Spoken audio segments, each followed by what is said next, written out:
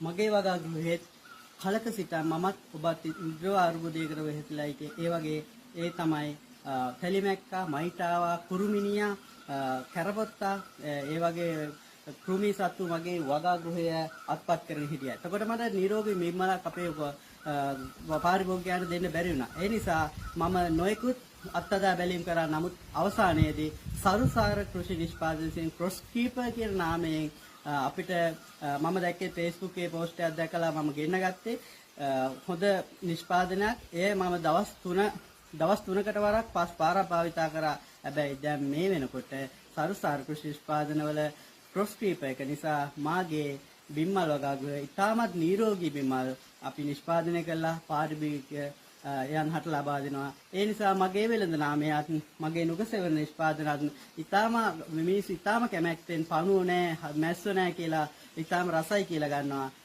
ඒකට හේතු වුණේ අපගේ සරුසාර කෘෂි නිෂ්පාදන ක්‍රොස් කීපර් එක භාවිතා කිරීම නිසා.